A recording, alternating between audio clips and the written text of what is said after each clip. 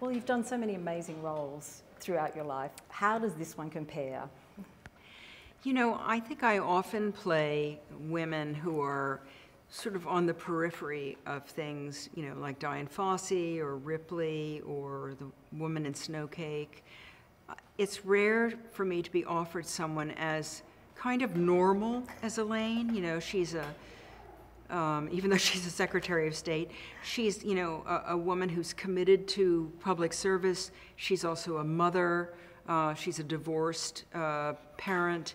There are all these things that are sort of to do with the reality of life, and I'm often in things that are kind of not to do with the reality of life. So it's been really challenging for me and exciting to play someone like Elaine. You know, I've never played anyone like Elaine, and I do think it's one of the juiciest parts I've ever been offered.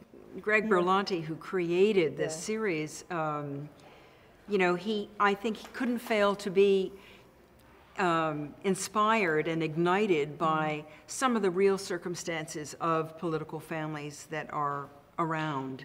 The Kennedys, the Clintons, the Bushes.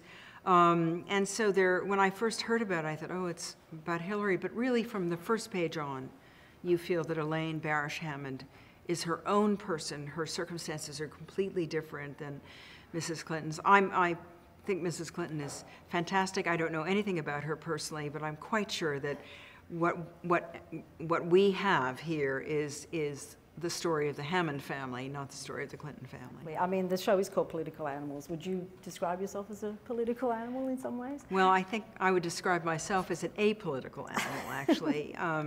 I feel very fortunate that I get sometimes jobs to do where we get into this kind of material about, you know, and science fiction actually does it too.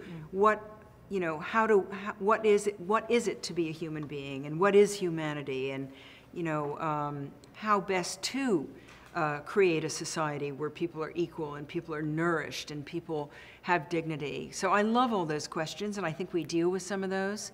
So I'm not a political animal, but I'm very interested that we get the right political animals in charge of this country and representing us, and we don't have enough female political animals, in my opinion.